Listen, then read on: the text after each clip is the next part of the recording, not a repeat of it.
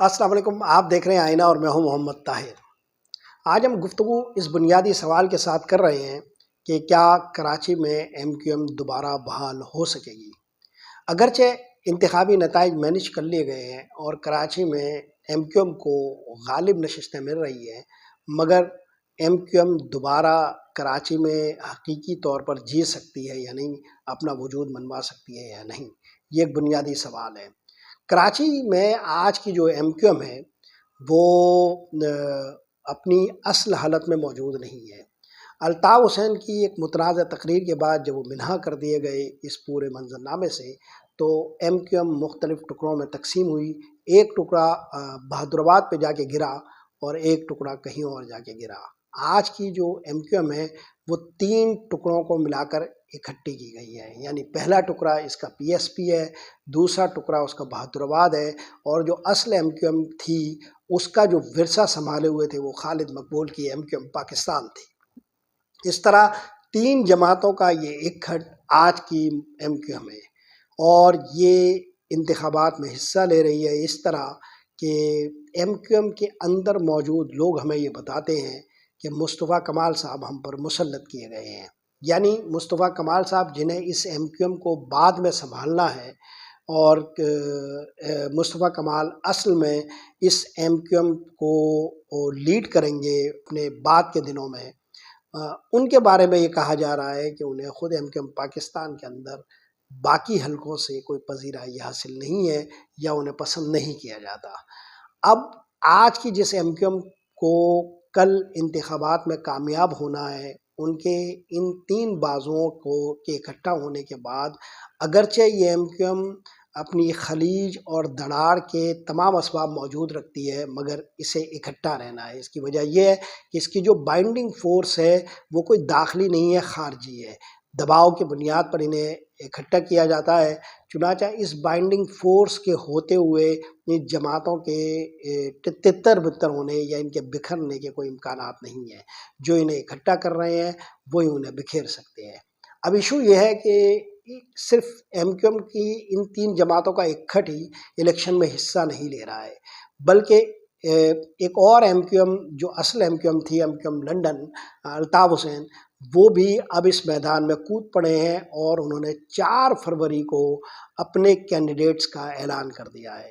یعنی موجودہ جو تین جماعتوں کا اکٹھ ہے، الطاف حسین کو منہا کرنے کے بعد ایم کیو ایم پاکستان کا، انہوں نے جتنے امیدوار پچ نہیں کیے، اگرچہ انہیں مخصوص حلقوں کی سرپرستی حاصل ہے، وہ جو چاہیں وہ کر سکتے ہیں، لیکن اس کے باوجود ایم کیو ایم لنڈن جن پر پابندیاں ہیں وہ اپنے زیادہ نمائندوں کو پچ کرنے میں کامیاب ہوئی ہے۔ یعنی انہوں نے 4 فروری میں کو جن امیدواروں کو اپنا حمایت یافتہ کہا ہے، ان میں قومی اسمبلی کے کل 27 امیدوار ہیں اور صوبائی اسمبلی کے 53 امیدوار ہیں۔ یعنی ایم کیو ایم لنڈن صرف کراچی سے انتخابات میں حصہ نہیں لے رہی، بلکہ وہ آصف علی زرداری کے حلقہ اثر میں سمجھے جانے والے علاقے نواب شاہ میں بھی انتخابات میں حصہ لے رہی ہے۔ ان کے امیدوار آغا سراج درانی کے حلقہ اثر میں سمجھے جانے والے علاقے شکارپور میں بھی شریک ہے، اور ان کے امیدوار سکھر میں سے بھی انتخابات میں حصہ لے رہے ہیں۔ تو اب آپ اندازہ لگائیے کہ ایم کیو ایم لنڈن مشکل حالات میں بھی ہر جگہ اپنے امیدوار دینے میں کامیاب رہی ہے، جبکہ ایم کیو ایم پاکستان تمام آسانیوں کے باوجود پورے کراچی کے 22 حلقوں پر بھی اپنے امیدوار نامزد نہیں کر سکی ہیں۔ ان کے جو امیدوار ہیں وہ کوئی 18 ہے، جن میں سے 19 حلقوں میں حصہ لے رہے ہیں، جن میں سے فاروق ستار صاحب 2 حلقوں میں الیکشن میں حصہ لے رہے ہیں۔ تو گویا ایم کیو ایم کے اندر ایک اور مسئلہ یہ بھی ہوا ہے کہ ایم کیو ایم نے جو اپنی حتمی فہرست جاری کی تھی اس میں خواجہ اظہار الحسن کا نام شامل نہیں تھا۔ خواجہ اظہار الحسن بعد میں کہیں اور سے دباؤ ڈلوا کر ایم کیو ایم میں جگہ بنانے میں کامیاب ہوئے، وگرنہ جو موجودہ ایم کیو ایم ہے وہ خواجہ اظہار الحسن کو اگل چکی تھی۔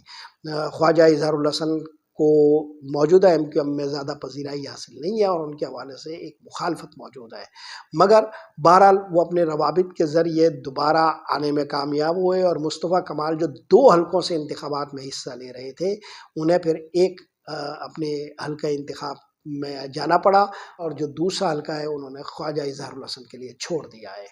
ہم موجودہ ایم کیو ایم کی کیفیت کو اچھی طرح سمجھ سکتے ہیں۔ یہ وہ ایم کیو ایم نہیں ہے جو الطاف حسین نے بنائی تھی، یہ وہ ایم کیو ایم بھی نہیں ہے جس کو کبھی یہاں کراچی میں پذیرائی حاصل تھی۔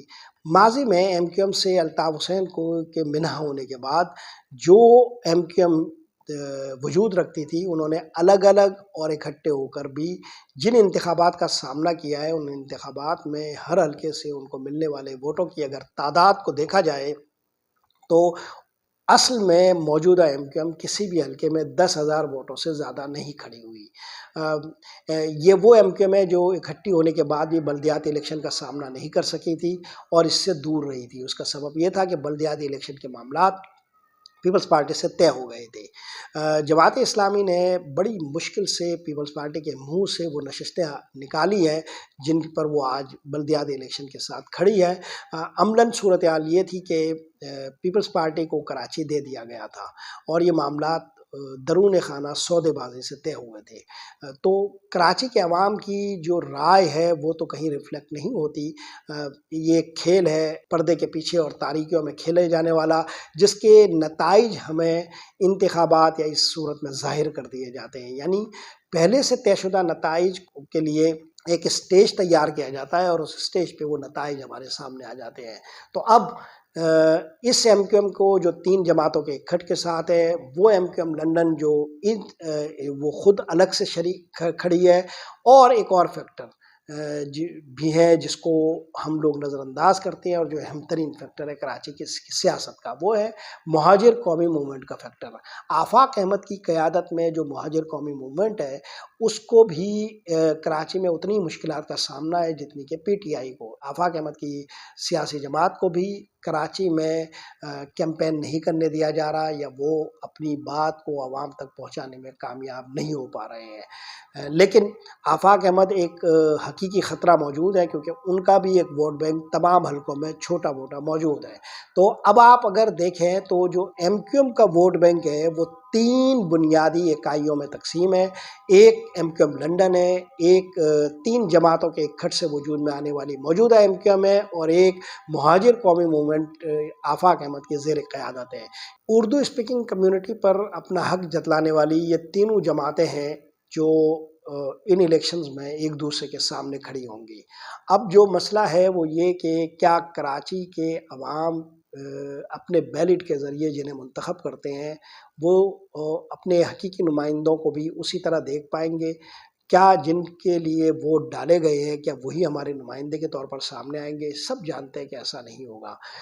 ہمارے سامنے جو نتائج ہیں ابھی سے وہ کچھ یوں ہیں کہ ایم کیو ایم یہ سمجھتی ہے کہ انہیں 14 نشستیں حاصل ہوں گی کراچی سے، یعنی 22 میں سے وہ 14 نشستوں کا کلیم کر رہی ہے، جبکہ ہمیں جو اندازہ ہو رہا ہے کہ اور جو بھنک ہم تک پہنچی ہے وہ یہ کہ انہیں کہا یہ جا رہا ہے کہ وہ 12 نشستوں پر اکتفا کریں، یعنی 10+ نشستیں ان کے لیے کہی جا رہی ہیں۔ اسی طرح پیپلز پارٹی جو بلدیاتی الیکشن کے معاملات بااثر قوتوں کے ساتھ طے کرنے میں کامیاب رہی اور جنہیں ایک خصوصی پذیرائی حاصل ہے، اور اس کا سبب جو ہے وہ بے پناہ دولت ہے جس کے ذریعے وہ ہر جگہ پر معاملات مینیج کرنے میں کامیاب ہوتے ہیں، وہی پیپلز پارٹی کراچی سے 6 نشستیں حاصل کرنے کی خواہش مند ہے، مگر انہیں یہ کہا جا رہا ہے کہ وہ 4+ پر اکتفا کریں، یعنی انہیں 4 نشستیں کے کہا جا رہا ہے مگر یہ 6 نشستوں کا ان کا مطالبہ اور 4 یہ نشستیں جو انہیں کہی جا رہی ہے کہ دی جا سکتی ہے۔ تو اگر آپ یہ جو ان نشستوں کو اگر آپ شمار کرتے ہیں تو یہ 15-16 نشستیں ہوتی ہے۔ اب مسئلہ یہ ہے کہ باقی نشستوں کا کیا ہوگا؟ ظاہر ہے کہ ایک قوت پی ٹی آئی کی یہاں موجود ہے اور وہی حقیقی قوت ہے۔ اردو اسپیکنگ کمیونٹی کا ایک بڑا طبقہ پی ٹی آئی کی طرف جا چکا ہے اور پی ٹی آئی کو ہی وہ اپنی اب نمائندہ فورس سمجھ رہا ہے۔ تو 2018 میں 14 نشستیں حاصل کرنے والی P T I us election میں ظاہر ہے وہ 14 نشستیں تو حاصل نہیں کر سکیں گی، اور اگر کر سکیں گے تو کیسے وہ میں بعد میں بتاتا ہوں۔ لیکن بنیادی طور پر جو کہا جا رہا ہے، جو کھیل کے نتائج مرتب کر کے بیٹھے ہیں، جنہیں کھیل کا نتیجہ جن اعداد و شمار کے ساتھ سامنے لانا ہے، میں وہ آپ کے سامنے ریفلیکٹ کر رہا ہوں۔ یہ کوئی حقیقی انتخابات کے حقیقی نتائج نہیں ہے۔ ظاہر ہے کہ اس صورت میں پی ٹی آئی کے آزاد امیدوار ہیں، ان کو اگر اس الیکشن کو پر کوئی انگلی نہ اٹھائے، اسے کوئی اعتبار دینا ہے، تو 2-3 نشستیں ظاہر ہے ان کو بھی مل جائیں گی۔ مگر یہ جو 2-3 نشستیں ان کو ملیں گی، یہ وہ 2-3 نشستیں ہوں گی جن کے امیدواروں کے ساتھ یا تو یہ کوئی معاملات طے کر چکے ہوں گے، یا جن کے بارے میں انہیں یقین ہوگا کہ انہیں بآسانی الیکشن کے بعد کسی بھی جگہ دھکیلا جا سکتا ہے۔ تو 3-4 نشستیں پی ٹی آئی کو یہ اس طرح حاصل ہو سکتی ہے۔ پھر ایک اہم ترین فیکٹر جو کراچی کا ہے وہ جماعت اسلامی کا ہے۔ جماعت اسلامی کے حافظ نعیم الرحمن صاحب کراچی کا چہرہ بن کر سامنے آئے ہیں۔ وہ کراچی میں عوامی مسائل کی نمائندگی کرتے رہے ہیں اور پچھلے کئی برسوں سے گلی محلوں میں موجود ہیں۔ وہ تعلیم سے لے کر بجلی کے مسائل تک آواز اٹھاتے رہے ہیں، اور گلی محلوں کے عام مسائل سے لے کر بلدیاتی مسائل تک ہر معاملے میں ان کی ایک توانا آواز ہر جگہ میں سنائی دیتی ہے۔ لیکن حافظ نعیم الرحمن صاحب جو کراچی کی ایک نمائندہ آواز سمجھے جا رہے ہیں، ان کی جماعت کو کتنی نشستیں کراچی سے مل سکتی ہے؟ وہ ابھی بھی بلدیاتی سیٹ اپ میں دوسری بڑی جماعت کے طور پر موجود ہے، اور انہوں نے جو نتائج حاصل کیے تھے وہ پیپلز پارٹی کے حلق سے چھینے تھے، اور پیپلز پارٹی نے بلدیاتی الیکشن میں جو یہاں کراچی پر اپنے مخصوص سیاسی اور پیسوں کے کھیل کے ذریعے قبضہ کیا تھا، اس قبضے سے حافظ نعیم الرحمن نے مسلسل نبرد آزما رہ کر اپنے وجود کو بچایا تھا۔ اب وہی حافظ نعیم الرحمن قومی اور صوبائی اسمبلی کے الیکشن میں ہے۔ وہ کراچی سے جس حلقے سے انتخابات میں حصہ لے رہے ہیں، وہاں ماضی میں پی ٹی آئی کے نجیب ہارون صاحب جیتے تھے۔ یہ وہ نشست ہے جو ہمیشہ جماعت اسلامی کے ووٹوں کے حوالے سے قدر آسان نشست سمجھی جاتی رہی ہے۔ متحدہ مجلس عمل کے زمانے میں بھی یہاں سے جماعت اسلامی کا جو امیدوار تھا وہ مضبوط پوزیشن پر رہا ہے۔ میں یہاں متحدہ مجلس عمل کے زمانے میں انتخابات میں حصہ لینے والے منور حسن صاحب کے معاملے سے آگاہ ہوں۔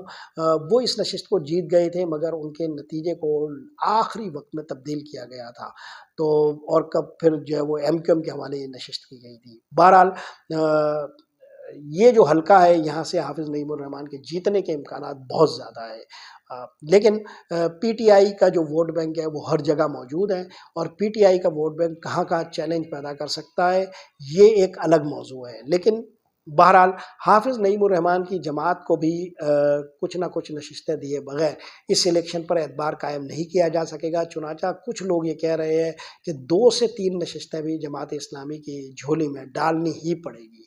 اب صورت یہ ہے کہ یہ جو لوگ اعداد و شمار کا کھیل کھیل رہے ہیں اور جنہوں نے پہلے سے ہی یہ نتائج مرتب کر لیے ہیں، کیا یہ واقعی کراچی کے عوامی رجحانات کے آئینہ دار ہے؟ ظاہر ہے اس کا جواب ہمیں بہت بڑی نا کی صورت میں ملتا ہے۔ اب سوال یہ پیدا ہوتا ہے کہ اگر یہ نتائج تبدیل نہ کیے جائیں تو پھر کراچی کی سب سے بڑی جماعت کون سی ہے؟ اس پر کسی کو بھی پورے ملک میں شک نہیں ہے کہ وہ پھر پی ٹی آئی ہے، اور وہ 14 سے زیادہ نشستیں حاصل کرنے میں کامیاب ہو سکتی ہے، لیکن ظاہر ہے ایسا نہیں ہو سکے گا۔ تو پی ٹی آئی کراچی میں کس طرح بروئے کار آ سکتی ہے، اور اپنے اگر نمائندگی کی حفاظت کرنا چاہ رہی ہے تو اس کا طریقہ کار کیا ہے؟